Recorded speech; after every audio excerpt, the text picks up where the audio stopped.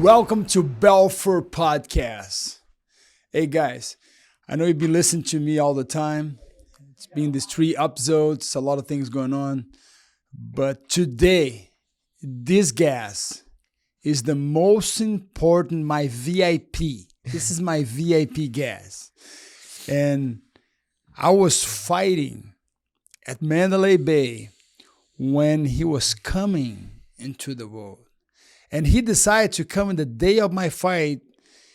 And now I understand why he came, because he was such in a hurry to come, because he didn't want to become a fighter. He wants to throw the ball.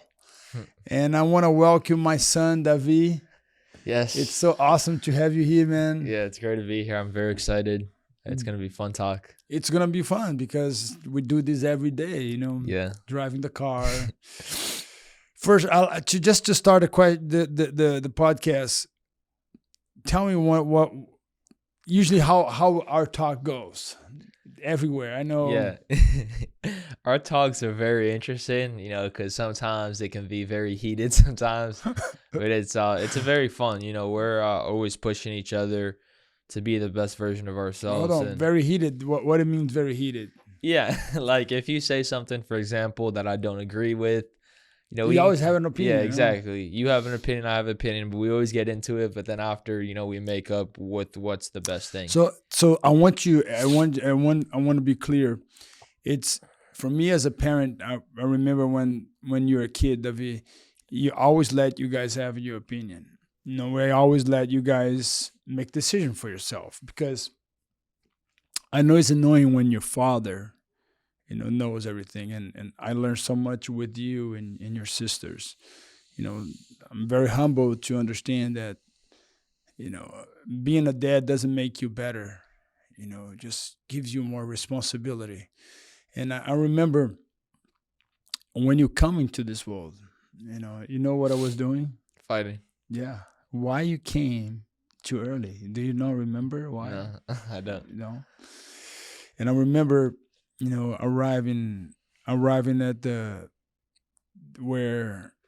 place where your mom had you in São Paulo and hold you on your arm, and it was kind of was weird because you're so small, you're so tiny, and a lot of things, was going through my mind in that time, because I just knew that a life totally depending on me.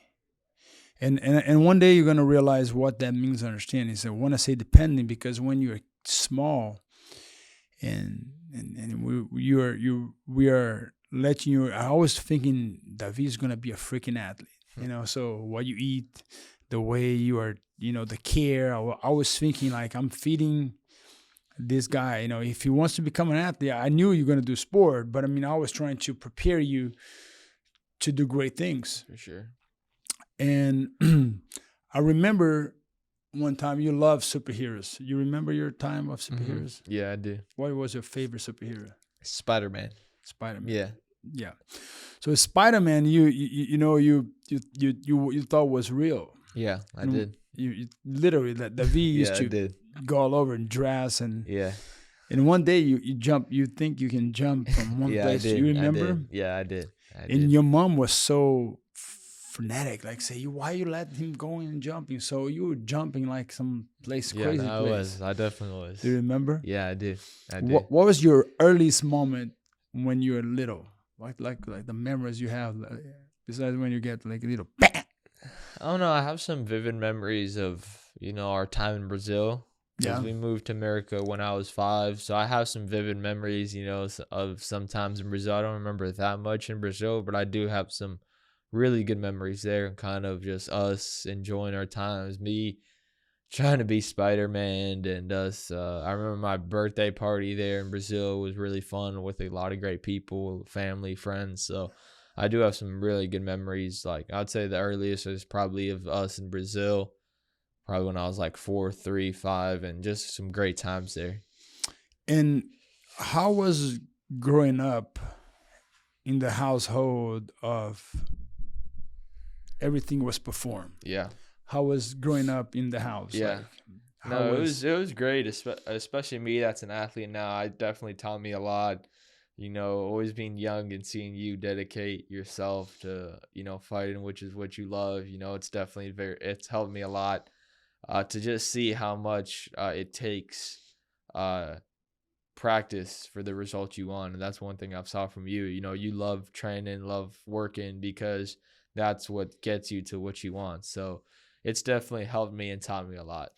Do you remember the times that I used to come? You always be part of my training camp, my fight camp. Remember the times we used to go to the gyms and remember? Yeah, no, I remember it very, very vividly, like a lot. I remember it clearly. Had great times, at those training camps, and whenever I would go there, I would always wanted to be a fighter when I was younger, so I would always go there, see you, and pretend I was fighting or fight some of the other kids. So I don't know if you remember, but I was training in Las Vegas in a gym, and they had this guy who was teaching a class, and I was in the mat. It was me, Dominic Cruz, Durinho was there. We have tons of fighters there. We are tons of guys, but you were there, and I remember we are kind of getting ready, and you say, Dad, I want to spar these kids. I want to spar. You remember that? Yeah. I want to spar these kids. Yeah, I do. Yeah. And I said, Davi, you cannot spar. You got to wrestle. I said, no, Dad, I want to spar. I said, you got to wrestle. So you went out there and you make the kids look so bad. And I mean, you're a great fighter. Yeah. You know that? Yeah. No, I do. I really think I could have been a really good fighter too if I wanted to. You are a good fighter. Yeah. So, but you just changed this. It was awesome because how you make your choices, like if you're going to go back in life, how you made your choices. I remember I tried to expose you in a lot of sports in an early age. And I'm glad you raised in America, because in America it's different than Brazil, because I never had a chance to be supported by the education system. Yeah. And now you guys can get paid. Yeah.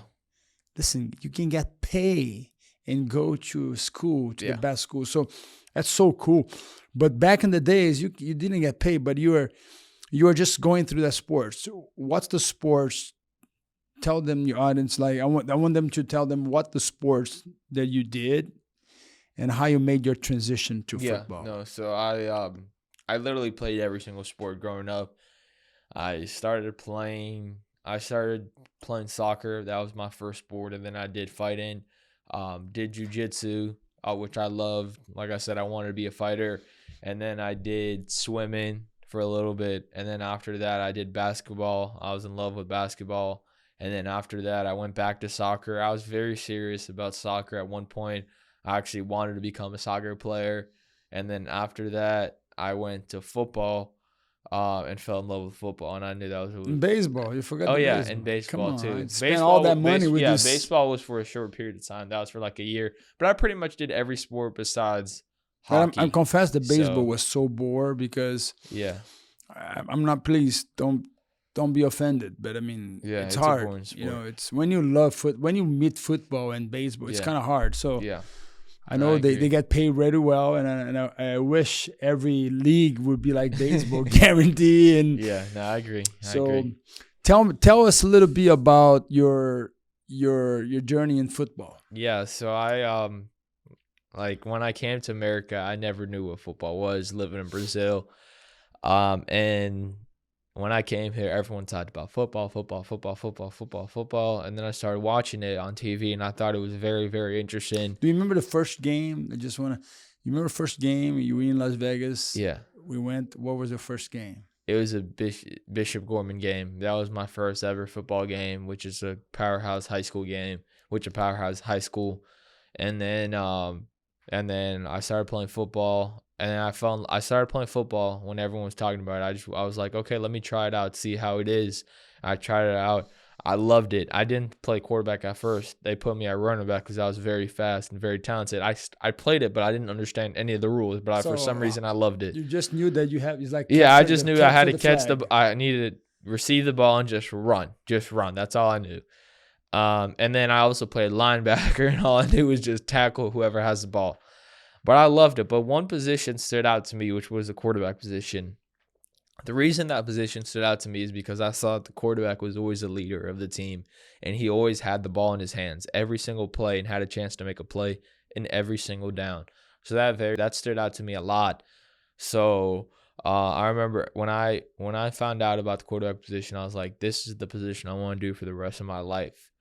And after that, I told you I wanted to play quarterback, and you and Mom fully invested in me, got myself a quarterback coach, and we ran off with that idea, and I knew that I was what I was gonna do for the rest of my life. So it's funny when we watch your videos, like we I always like to watch.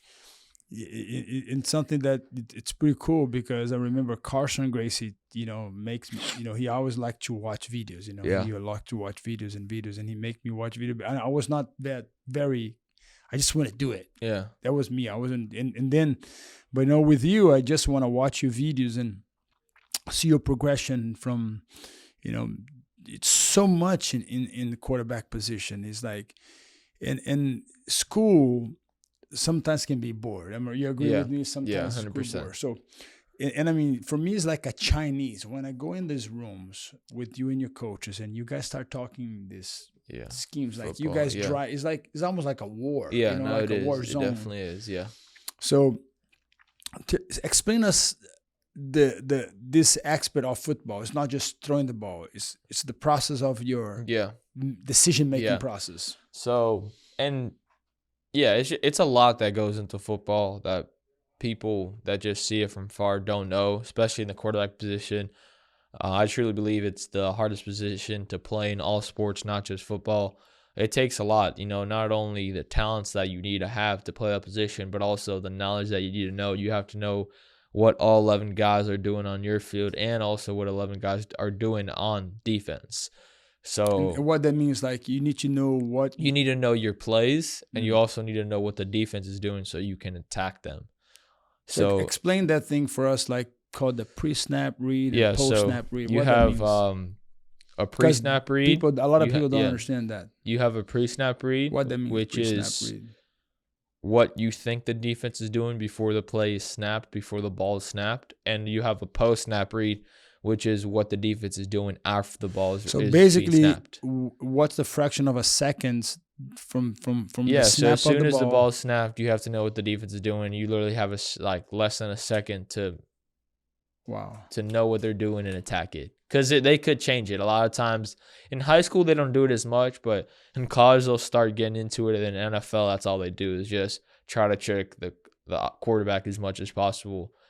So it definitely takes a lot. It takes a lot. I only kind of started getting into that, for the first 2 years I started dedicating myself to playing quarterback. I didn't really get into that as much. I was more just the mechanic side of things, just more fixing up the tools that it requires to be a quarterback. And then after, when I really started getting the hang of it, and when I really kind of started to perfect my craft, we started digging deep into the ins and outs, the X's and O's of football. And yeah.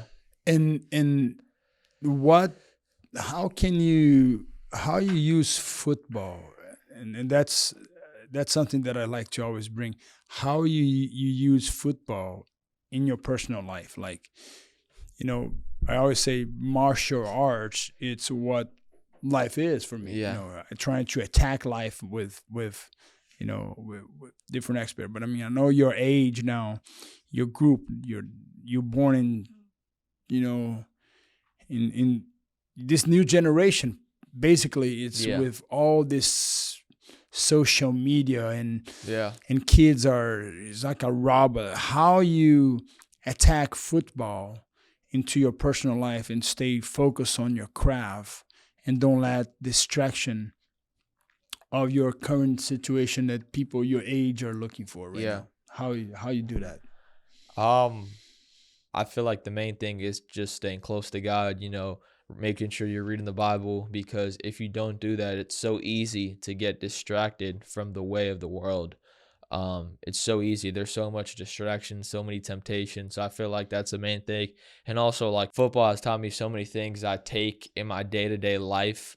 Like, for example, one thing football has taught me is there's going to be a lot of ups, and there's going to be some downs, but it's all about how you react when you're down. It's all about how you react when you're up.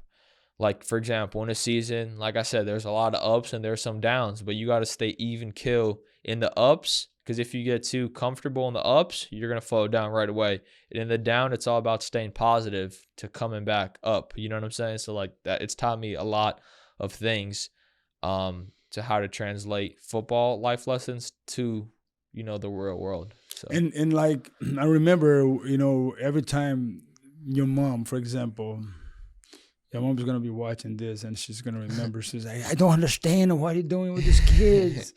Why in the house, you know, why training? I say, Joanna, listen, I didn't choose that. I never forced you guys to do something, but I have my plan. I literally, I confess to you that I had my plan, that a lot of times you didn't want to do it training. You wanted to go have fun. Mm-hmm.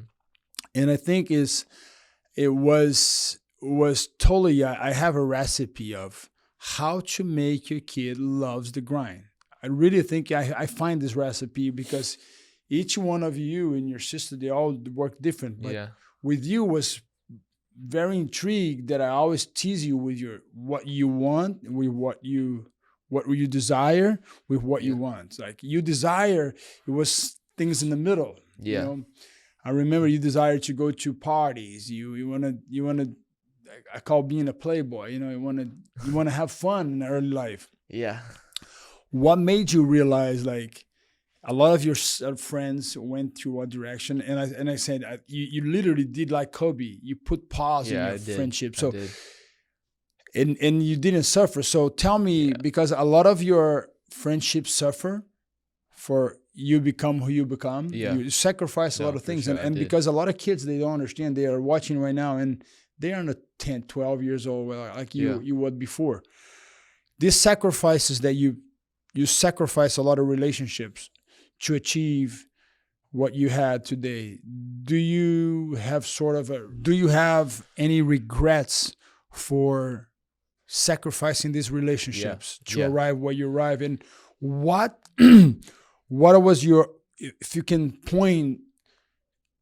give these kids now this recipe that you think is successful? No, for sure.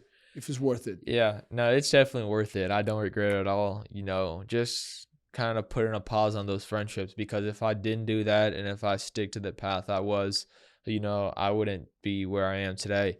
And, you know, and I wasn't doing anything wrong. I was just living like a normal fifth grade kid was. And my goals weren't to be a normal fifth grade kid or a normal 11th grade kid where I am now. So I knew that if I wanted to be where I am now, I had to separate myself. What was normal back then? Tell us a little bit what was normal back then. I mean, I think I was in the 6th grade at that time, and bat mitzvahs was the thing back then. You know, everyone was turning, I think, 13, or I forgot what it was, but like there was a lot of bat mitzvah parties and stuff like that.